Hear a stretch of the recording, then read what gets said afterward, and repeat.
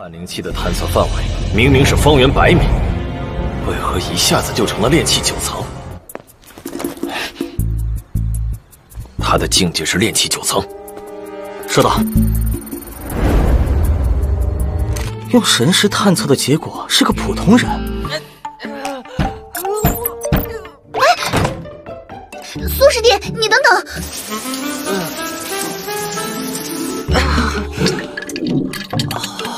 舒服。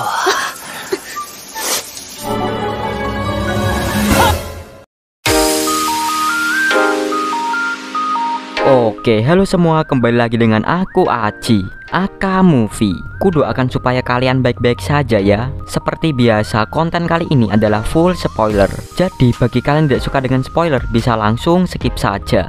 Karena di video kali ini saya akan melanjutkan Donghua Master of the Star Origin Xingyuan Zizhu Part 8 dengan Bilibili sebagai studionya. Di episode sebelumnya sempat terjadi kerusuhan di antara Shen Mengshu dan Yu Yihan. Masalahnya adalah Sujiu dipaksa pergi untuk membeli keyboard oleh Shen Mengshu. Tapi Yu Yihan melarang Sujiu pergi sebelum selesai latihannya. Maka dari itu terjadilah perdebatan. Di sisi lain, Zhou yang menyamar jadi satpam dikerjain sama Xiami sampai dirinya emosi. Bahkan saat bertemu dengan Sujiu pun ia hampir melakukan kekerasan terhadapnya. Untung saja itu semua hanyalah bayangannya. Namun pada waktu Sujiu masuk ke dalam, detektor milik Zhou pun berbunyi. Apakah di episode kali ini Sujiu bisa mengatasi masalah tersebut? Menarik sekali untuk kita bahas bersama. Ya sudahlah, tanpa lama-lama kita langsung masuk ke ceritanya.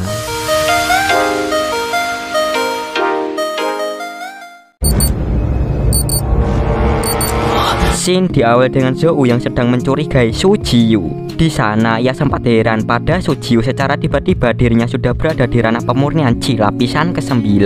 Padahal dulu saat melakukan pemeriksaan Sujiu tidak memiliki kualifikasi dan membuat Zhou bertanya-tanya mengenai Sujiu. Dalam sekejap dirinya sudah naik ke ranah pemurnian Qi lapisan ke-9.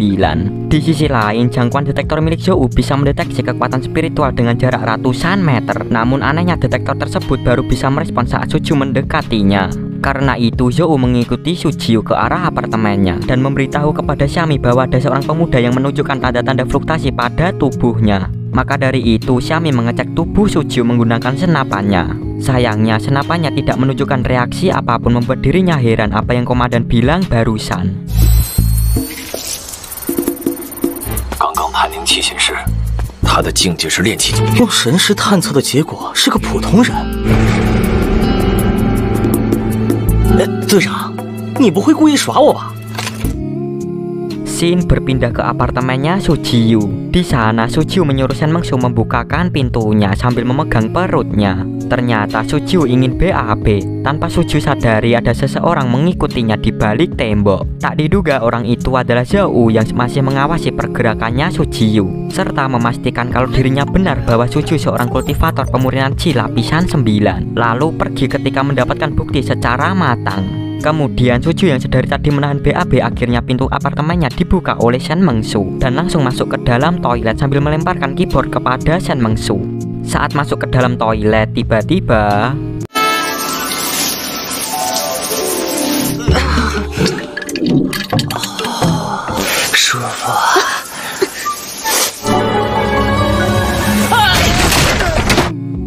tak disangka ternyata di dalam toilet itu ada Yu Yihan yang sedang mandi. Untungnya Yu Yihan masih memakai baju mandi jadi tidak kelihatan. Melihat hal itu mata Sujiu langsung seger karena pesona milik Yu Yihan. Jelas Yu Yihan tak membiarkan hal itu terjadi sehingga ia menendang kepalanya Sujiu lalu pingsan. Di sini Shen Mengshu mengatai Yu Yihan kalau dirinya yang seorang murid terhormat di sekte iblis seluruh tubuhnya terlihat oleh bocah berumuran 18 tahun. Namun Yu Yihan tak mempermasalahkan hal itu. Di sisi lain mereka berdua harus berhati-hati pada kultivator yang mengawasi mereka. Bahkan tiap harinya para kultivator tersebut bertambah. Takutnya orang-orang dari pribumi tertarik pada batu bintang. Dan kita semua diperlihatkan situasi di luar apartemen.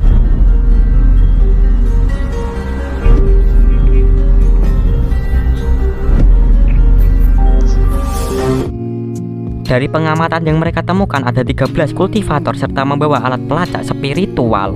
Satu di antara mereka berada di ranah pembentukan inti, serta 12 lainnya berada di ranah kondensasi. Jika masalahnya berkelanjutan, maka cepat atau lambat keanehan pada Sujio akan ditemukan. Tapi Shen Mengsu tidak mengkhawatirkan hal itu, karena sebentar lagi Sujio bisa melampaui mereka. Jelas dengan pemikirannya Shen Mengsu, Yuyan tak terima apa yang Shen Mengsu katakan. Bahkan Yuyan cemas kepada kultivator tersebut. Menurut Yuyan, kultivator ranah pembentukan inti tidak boleh diremehkan. Siapa tahu kultivator itu memiliki kekuatan yang jauh lebih besar, dan menyuruh Shen Mengsu mengajarkan teknik rahasia dari sekte Daoming, yaitu teknik membatasi nafas. Dengan kata lain, teknik tersebut bisa menyembunyikan ranah pada orang lain, sehingga Sujio bisa aman untuk sementara waktu. Akan tetapi Shen Mengsu masih ragu dengan sarannya Yuyan. Mau tidak mau, dirinya harus mengajarkan teknik rahasia sekte Daoming. 苏师弟，你好了没有？我怎么会晕在厕所里啊？弟，来，我教你一门秘术——敛息术。主要作用就是收敛、隐藏你的修为境界。 Setelah itu Sujio dipanggil oleh Shen Mengsu untuk mengajari teknik pembatasan nafas dan menjelaskan secara rinci kepada Sujio. Ya, kalian pasti sudah tahu kegunaan teknik tersebut karena tadi Mimin sudah menjelaskan kepada kalian, jadi tidak perlu dijelaskan kedua kalinya. Lalu Shen Mengsu mempraktekkan teknik tersebut di hadapannya Sujio. Kemudian Shen Mengsu menyuruh Sujio melakukannya.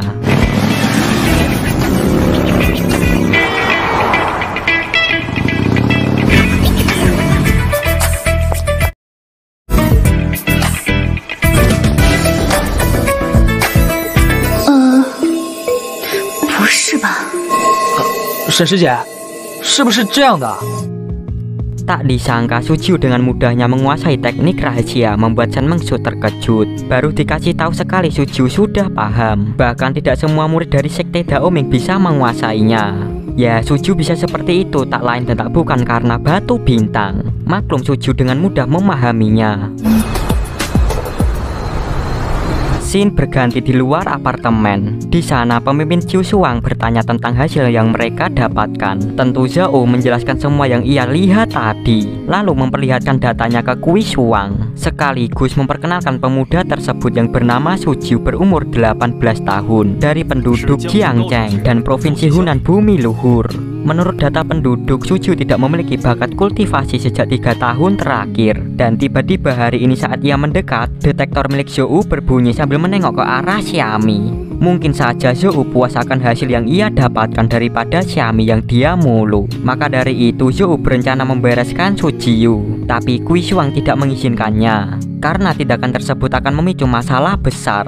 Sebab sekte di negara yang ada ribuan. Salah satu dari sekte itu memiliki teknik pembatasan nafas. Namun bagaimanapun juga Sujio sudah mencapai pemurnian Chi lapisan 9 dalam waktu 3 tahun. Dan kejadian yang dialami Sujio sangat bagus. Lalu Kui Suang berencana memasukkan Sujio ke sekte markas pusat dan menyuruh Zhou untuk terus mengawasi area Jiangcheng. Jika ada sesuatu, Zhou dapat melaporkannya. Setelah itu, Kui Suang menyuruh prajuritnya untuk melaksanakan tugas yang ia berikan.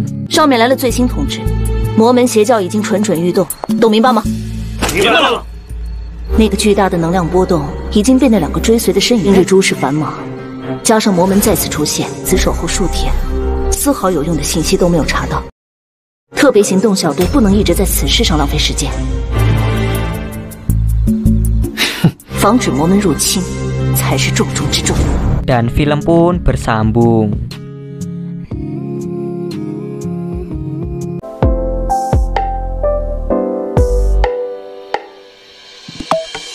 Gimana untuk episode kali ini? Next episode bakal kayak gimana ya? Di sini Sujio sempat diawasi sama Zhou sampai dirinya diikutin di depan pintu apartemennya. Kemudian Sujio diajarkan teknik rahasia dari sekte Daoming. Teknik tersebut bernama pembatasan nafas. Sesuai namanya, teknik itu dapat menyembunyikan ranah seseorang dari orang lain sehingga sulit dideteksi. Maka dari itu Shen Mengsu dengan terpaksa mengajarkan teknik rahasia pada Sujio, walau ada perasaan berat hati. Di sisi lain, Kui Suang datang ke tempat area Jiangcheng untuk memastikan situasi tersebut dan menyuruh prajuritnya tetap mengawasi Sujio. Apakah di next episode Shen Mengsu dan Yuyan berhasil mengajarkan teknik tersebut? Sangat menarik untuk kita bahas nantinya. Ya, segini saja untuk gua hari ini. Tak lupa saya mengucapkan terima kasih buat kalian semua yang sudah menonton video ini. Aku Aji, Aka Movie. Sampai jumpa di next video. Oke.